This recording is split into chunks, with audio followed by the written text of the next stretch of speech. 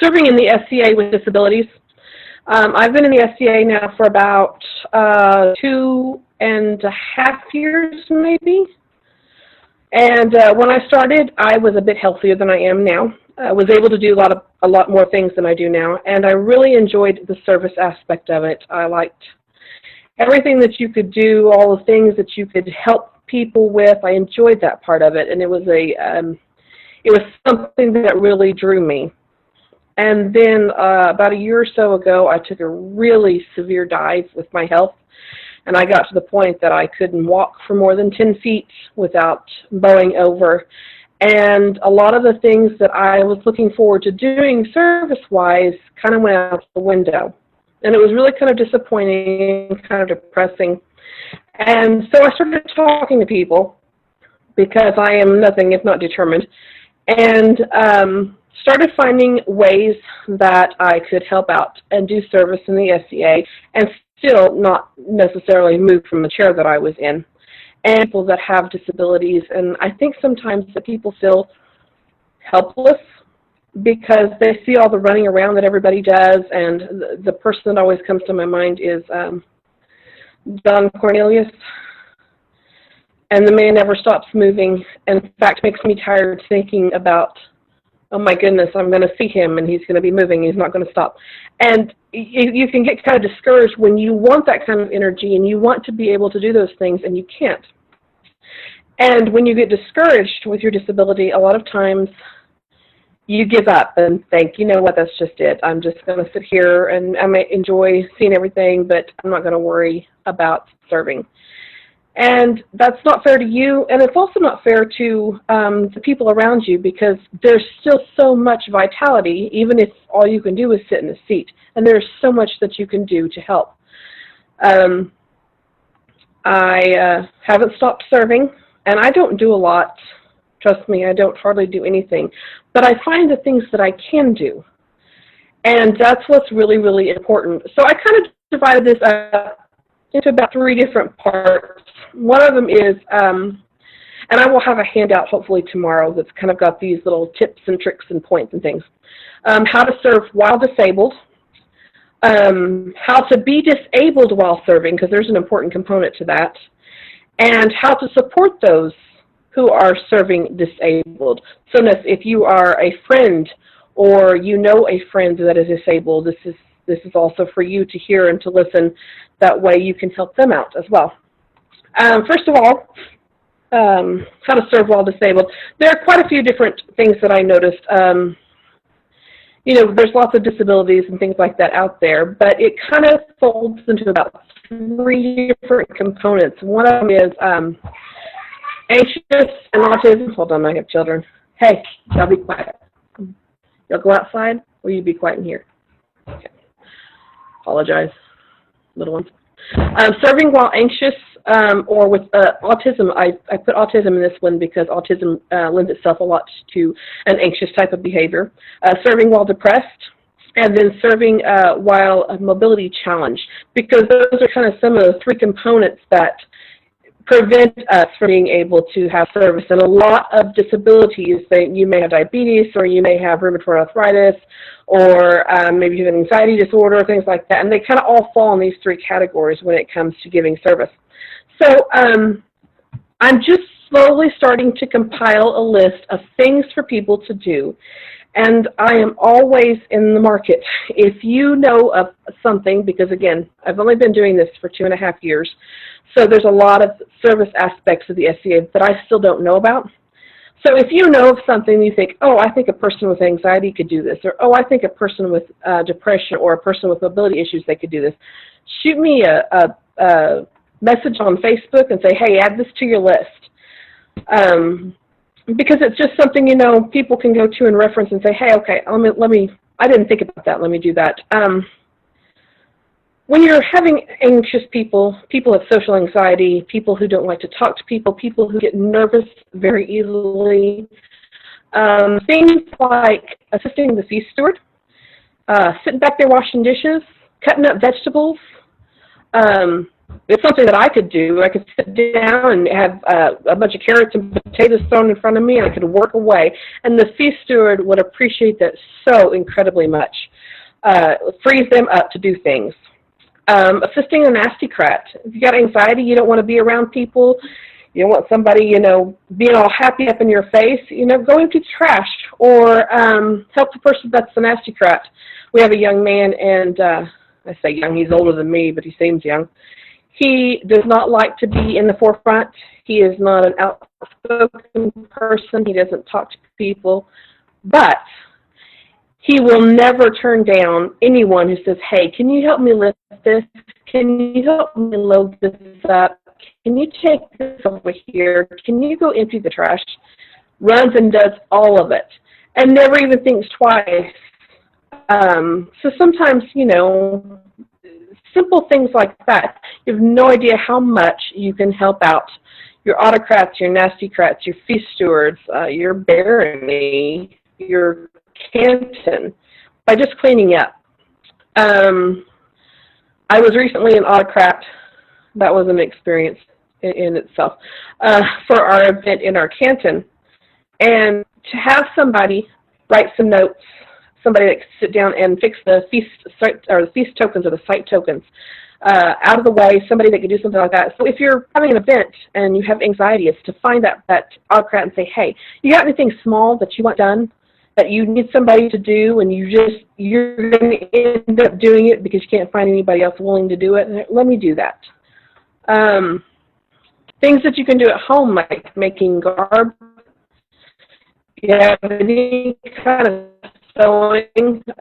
One of the things I love to do is I love to hem. Nobody loves to hem.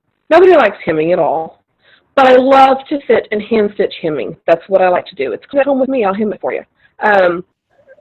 Sitting and monitoring an A&S setup.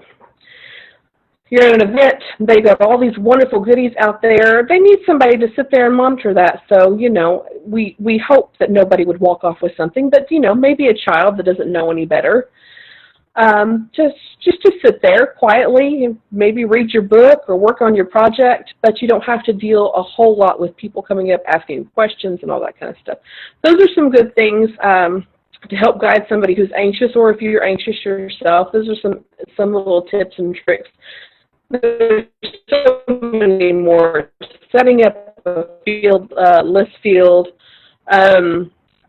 maybe even setting up a pavilion, though sometimes that can get a little anxiety-ridden because people start yelling at you. But things like that, setting things up, taking things down, cleaning up and things like that. And it doesn't seem like it's a lot, and you think, oh, well, it's not really service, it's cleaning up. But it is, because somebody's got to have to do it. And it may free up somebody else who doesn't mind standing in front of a crowd and talking, or who is outspoken, or who doesn't mind socializing. It frees them up to be able to do those things that need to be done that way. So, very, very important. The same thing goes with depression. A lot of people I find that have depression in the SCA, they just tend to not go out nowhere. I'm not going to go to an event. I plan on going to an event, but depression hits, and I'm just not going to an event. And it's really, really hard, because events are a large part of the SCA, and you really get out and you get to know people and you enjoy it. But it happens. I don't know if there's not a person in this world that hasn't had a bout of depression at some point in their life for some reason.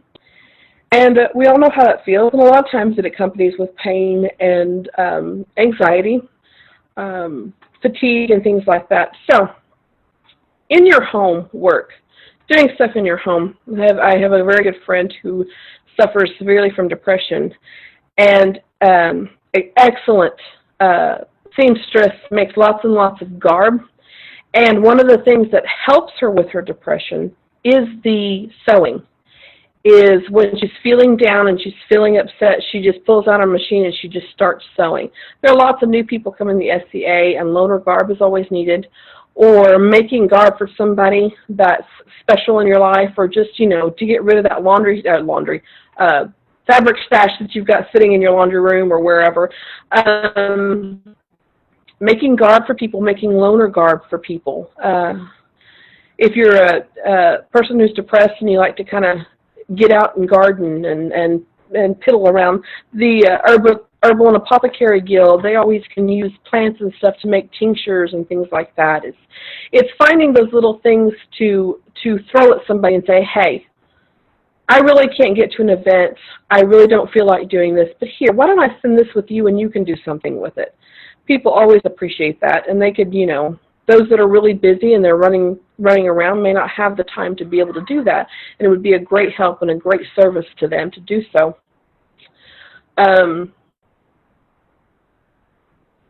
Making largesse. Making largesse is such a huge component to insignia and largesse for the baronies and for the kingdom. If you're sitting at home and you got a lucette, you can make cords out the wazoo, and it's greatly appreciated. Anything that you can do small like that, that is considered service. It is a service to the kingdom. And it may seem small and it may seem insignificant, but it just can't be, because any little thing that you do for service for your kingdom is still service. It's very important to do so.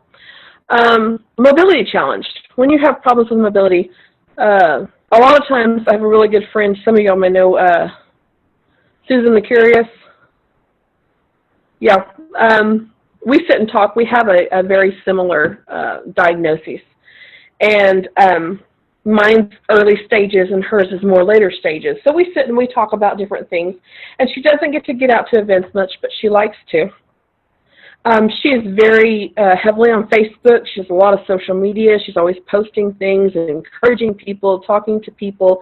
And sometimes that can be quite a bit of service in itself, is helping out those people on Facebook, posting things, sharing things for the kingdom, sharing things to the Facebook page.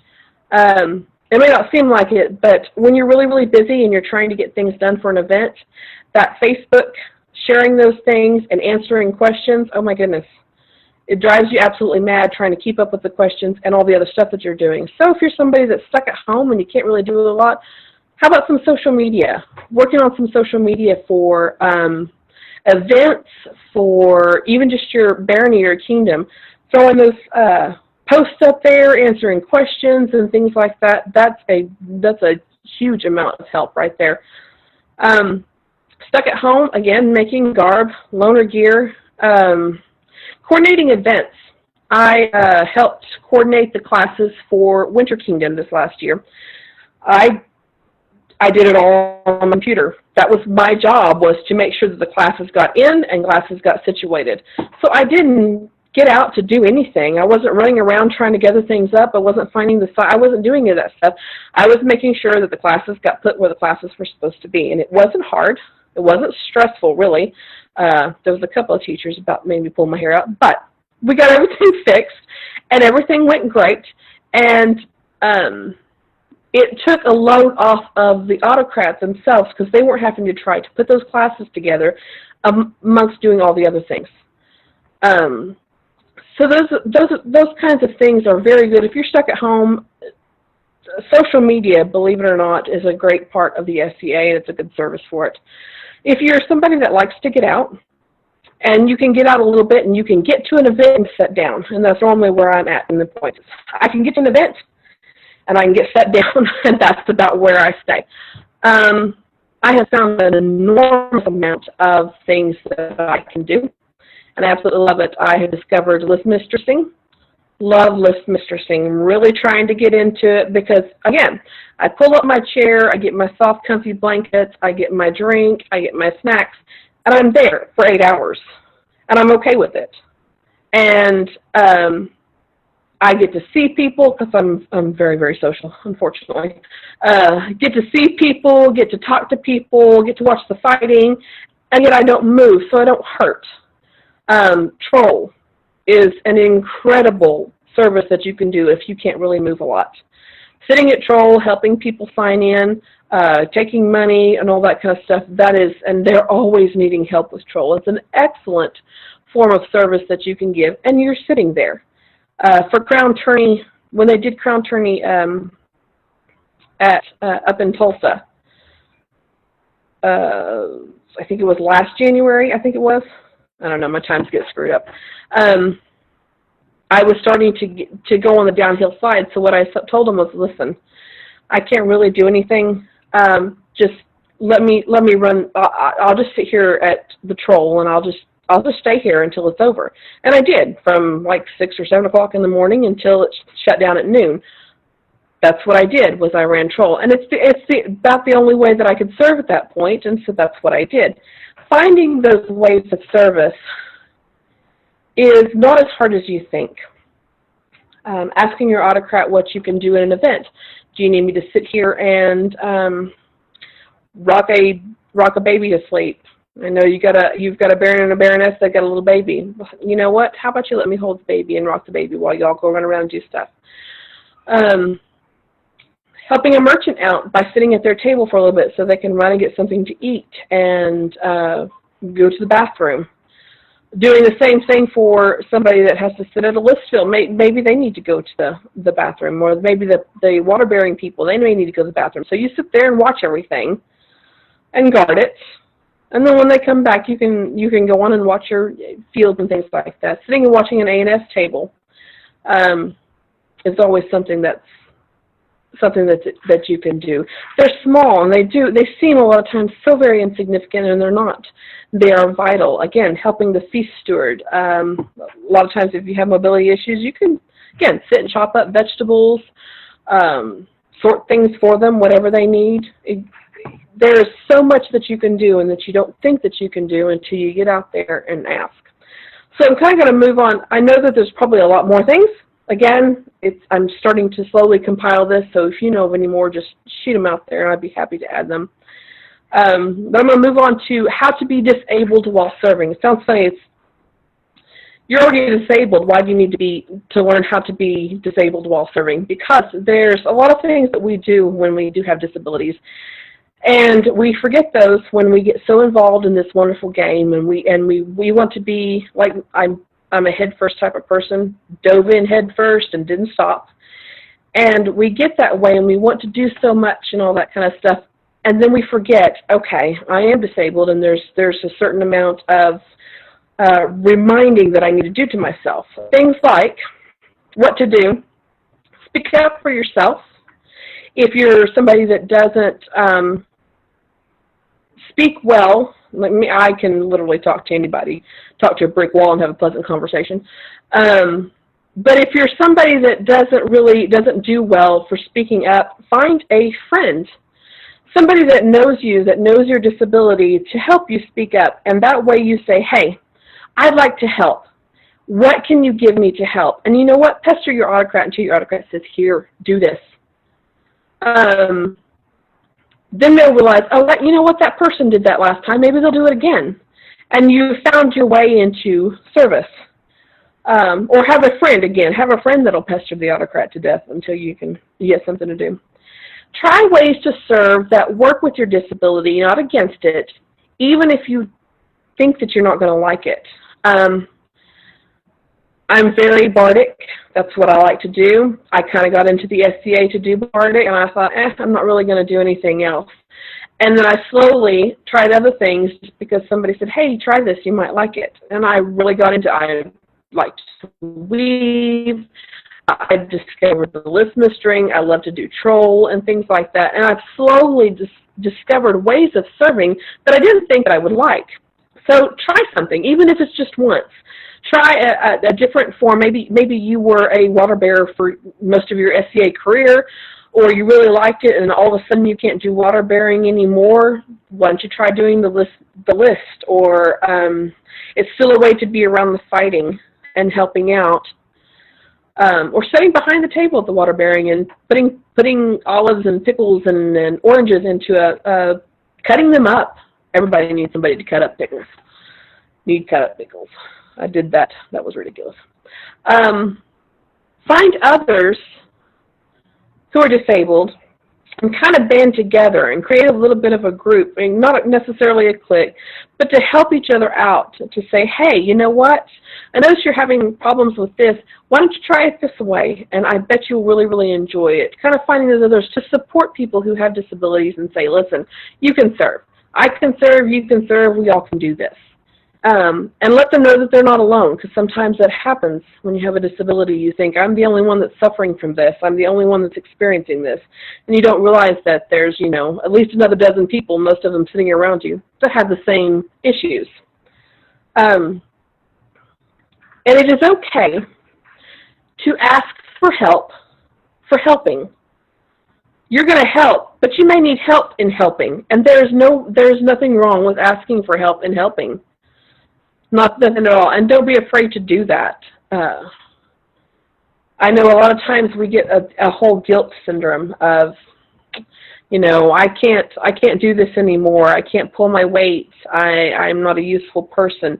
And it can really, really wear hard on your mind. It can wear hard on your body. And it comes along with it. It's one of those things that you have to break out of. But it's something that's possible, and there's nothing wrong with asking for help. We like to be independent. Most of us were independent most of our lives, and we want to continue to be so. But sometimes you need help, and it's okay to ask for it, and nobody's going to think wrong of you for doing that. And if they do, then they're not worth your time of day. Some things not to do. Don't feel guilty if you have to pass on the work to somebody else. If you get in the middle of a project and all of a sudden you realize you're overwhelmed, you can't do this, or something happens, you get really sick and you have to take a couple of days off, do not be afraid to say, listen, this has happened, this has occurred, I need to pass this on to somebody else. Don't be afraid to say that. It will keep you from wearing yourself out. It will keep you from having anxiety. It will keep you going in the SCA. It's okay to say, listen, I've reached my point right now. I can't do this. I need to pass this on. Of course, don't become overwhelmed before you ask for help. Don't get over your head and go, oh my goodness, and I'm overwhelmed, and then we have a breakdown, and it's, you know, terrible. When you start to feel that, I think I'm going under, go ahead and ask for your help. It's okay. We all want to help. And of course, don't be afraid to say no. If somebody comes up to you and says, hey, you know, do this or do that, and say, you know what, I'm not up to that. I'm sorry, I'm not up to that. Because, you know, autocrats get busy. People get busy and they think, oh, who can I delegate this to? Which they need to do. And they may run to the first person and say, okay, I need you to do this. And don't be afraid to look at them and say, no, I can't do that. And because there's nothing wrong with saying no. We don't need to just agree to everything. It's not healthy for us, and we need to stay healthy. So kind of finally, to kind of totally wrap this up, is how to support those who are serving that are disabled. We can even do this as somebody with a disability. We can help others who are disabled, or if you don't have one, you have a friend, a family member in the SCA, somebody you care about, or if you start noticing somebody's coming to the group and they're having a disability, and you see them wanting to serve, wanting to do this, but they really don't know how to do it, find that person and befriend them, or find somebody that can befriend them. Maybe you don't have the energy or the capacity to help them, but find somebody that will, and support those people. Find them things to do, because believe it or not, I don't know how many people I've met that they just would like to help. Just give me something to do to help. You know, most people are that way. They would like to have something to do to help. Talk to them. Kind of find out about them, like, you know, what do you have, what issues you have. Because a lot of disabled people feel like they can't talk about their disability because they feel like they're complaining and they're griping. And they feel like everybody else around them is sitting and listening and going, oh, they're just complaining about this, they're just griping about it. So a lot of people with disability just won't say anything about it. And sometimes you will find, and it's very, you know, it does happen, I've come across them myself, of people who overshare constantly, and it can kind of turn you off to them. And there's ways of handling those types of people. I was a nurse for 20 years. You could not believe the things that I ran across. But there's ways of helping people in that situation where they kind of overshare everything, and help them to redirect their energies to something a little bit more profitable or helpful even to them. If you notice somebody that's disabled and you notice they're trying to serve, helping them a little bit. Do you need your mug refilled? Would you like me to get you something to drink? Sometimes is the best thing you can ever hear somebody say. But at the same time, avoid over-helping people.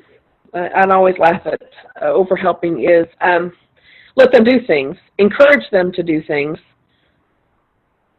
So don't just, well, I'm going to help you through this, I'm going to help you through that, Disabled people don't like to be patronized. It's, it's not nobody wants to be. Let's see here. One of the greatest things that people can do, and this is for everyone, is if you notice somebody, especially if they are that person who is doing those small little dirty jobs that nobody else sees, is to recognize that. Send in recommendations for awards when you notice that they consistently are helping with this. Nobody sees them in that kitchen cutting up vegetables for every feast steward that comes along. Nobody sees them in that kitchen washing dishes for every feast steward that comes along. Nobody sees them emptying out the trash every single time there's an event. Nobody sees it because they're such a small job. If you notice it, or you know somebody that's like that, send an award so these people can be recognized for that. Because, again, people with disabilities, they don't do a lot, and then they feel like they don't do a lot because nobody says, hey, I noticed that you do this, and this helps out so much. Sending in awards and things like that is very helpful for to support these people that are trying to serve disabled. I kind of come to the end of what I've got to say. Again, I'm going to try to. I'd like to offer this class in more different places because, to me, I feel like I see a need for it. I noticed in the chat somebody said something about trying to get a scooter around to events, and I didn't see that. I saw putting people in for awards and saying thank you, that was a good thing, but I didn't see anything about the scooter. Maybe they sent it to you privately. That's possible. That's right. Yeah, using a scooter in an event is a big challenge. And it is. One of my friends, I say one of my friends, I always forget her SCA name, Kaya, of North Keep. She had to use a scooter last year, 40th year, and she said it was such a big help. She's had surgery on her hip and all that kind of stuff, and it can be difficult, especially when we're trying to pull off that medieval thing to get a site that has wheelchair and handicap accessible and all that kind of stuff, and it can be really, really hard. In those instances, in those situations, when we had our event up here at Tin Killer, we tried to put everything that people who were more handicapped, all the arts and sciences, troll, everything that people might try to get to that were handicapped, we put it in the building that had the handicap access. Fighting was down on the field, and it was next to impossible to get down there if you were handicapped. But, a lot of times people who have the scooter and stuff like that, it is what it is. We try the best that we can. But we try to give access to them so that they can get to at least some of the stuff. And I traipsed all over that field. I about died that day. Somebody said in the chat, when you have an issue like that, to talk to the inclusivity deputy about those challenges. I didn't know we had one. I didn't either. So that's good to know. That is good to know. I have to talk to them. Mm-hmm. I might add that on my little tips and tricks to talk to an inclusive. I might have to find out who it is first, but Master Renee from. I now know who it is. So. Oh, well, there you go. Yeah. I do, I have a couple of little tips that I have learned to handle over the course of the last year. I struggled. I went to Gulfers with almost the inability to walk. And I discovered walking canes helped quite a bit. I had a basket that I could put on my back, and so that relieved my need to carry things on my arms or on my belt, which would pull on my back. Wagons. If you can beg, borrow, or steal a wagon, get you a really comfortable chair. Oh, somebody has to leave. It's okay. I'll put it again sometime. Having a chair that you can sit in your wagon, a little stool, go find you a place to sit down, pop that chair open, grab you some kind of art that you want to work on, and sit and talk to whoever will come along behind you. That's what I do a lot of times. Is I sit and talk to people. And I always like having a minion is what I call them. And a lot of times it's my child. Sometimes it's a really, really good friend. But having that minion when you can say, hey, listen, I need you to go get me a drink, or can you help me walk to the bathroom? Or, you know what, I'm going to go lay down for a while. Can you come get me in about an hour or so? Having somebody to do that is probably one of the greatest assets of being disabled in the SCA, is having that go-to minion, that buddy that will help you out and who knows you and knows, okay, listen, you've got diabetes and you look like your blood sugar's getting low. We need to get some food into you. Somebody that's going to kind of, and I'm not saying babysit, but is going to be there for you. That person. Sometimes it's about leaving and then having somebody that can move fast and move quick and do those things for you. Find somebody like that. Just grab a hold of them. Try to think of something else I've learned. You mentioned earlier. I don't know. I think that's about it. So you mentioned earlier about, letting people in charge know that you have a disability. And I would say definitely do that.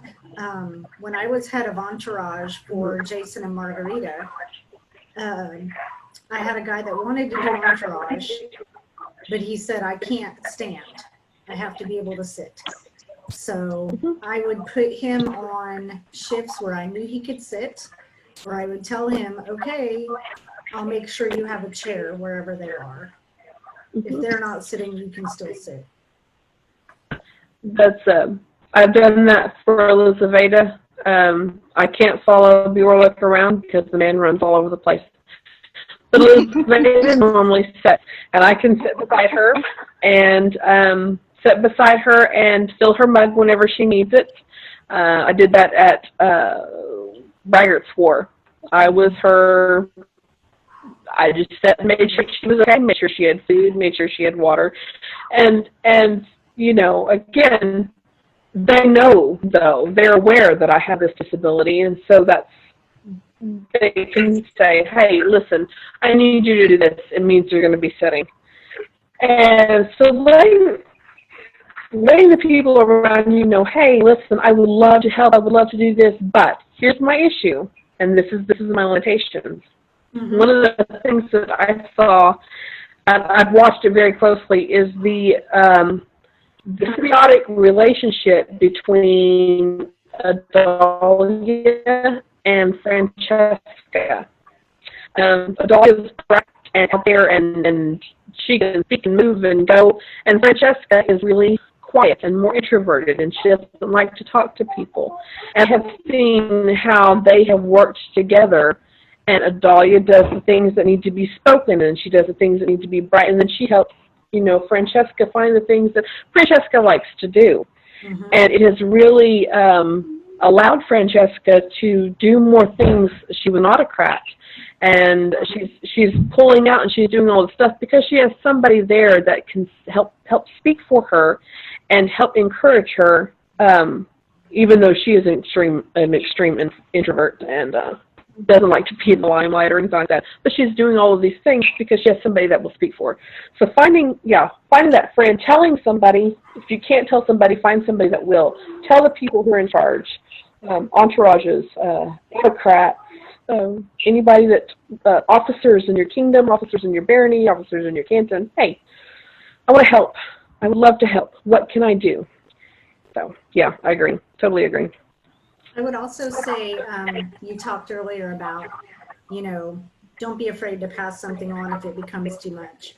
And I totally agree with that. I think that's great advice. But it might be a good idea to have someone else that you've talked to and said, you know, hey, I think this may get to be too much for me. Do you think you could help me with that? And then that way, when you go to that autocrat and say, hey, I can't do this, but I've already talked to so-and-so and they said they'd be glad to take it on. Yeah. Yeah. When I was part of Todd and Maggie's entourage doing Kingdom Bardic, I have a mobility issue. I broke my foot several years ago, and I can't stand a whole court. So I just arranged to sit on the corner of the dais with my instrument, and that way I could be there and be a part of. But everybody I've ever said, look, I'm your champion, but I can't stand for over an hour, has been really, really nice about it and let me accommodate that. So people are not going to be ugly about it generally. Right. And people who are ugly about it don't need to be around, because Agreed. this is and ultimately this is a game. It is a lifestyle type of game, and it's something that we love and we get so involved in, but that kind of negativity just doesn't need to be around. And the more that we start to include people who are disabled in our service, and yeah, I did not know that was you, because you've got a different name there. I would have said hi earlier. I know you were. Mundane names always throw me. But yeah. Go ahead. Sorry. No, go ahead. Oh, I was going to tell you, I was making a list of some more ideas for you while you were talking, so I'll send that to you. Please do. If anybody does, send it to me. I'd like to start making a list to help people. It's one of the things that hopefully I'm supposed to have surgery in maybe the next month. I'm having bariatric surgery to pull weight off my joints, because I'm to the point I just can't walk anymore. And I'm hoping that I will not be quite so disabled as I am now. I'm still always going to have some problems. I have other issues, but I will always speak up for those that are disabled in any way, shape, or form, whether it's mobility issues or anxiety issues or whatever it is, because everybody's a person, and everybody likes to feel like they belong and that they're wanted and that they're helpful, and everybody deserves to feel that way, to feel like they can be of help. I know that I do. I love to help, and I wish I could do more, but I do what I can, and I'm okay with that now. It took me a little bit, but I'm okay with what I do, because it's what I can do. And so I hope it helped, at least maybe gave somebody some ideas, sparked some thought of more ideas that you could throw my way so that I could help spark other ideas. Anyway, that's pretty much my end. Anybody have any questions? Concerns? I just wanted to say thank you for passing this on. It's really good info. I know that when I got bit at 40th year, and I couldn't be there, a lot of my responsibilities had to be given to other people. And even my event, which was 1 week later, our event, everybody was wonderful. So as long as they know, I have found that people are willing to help. Yeah.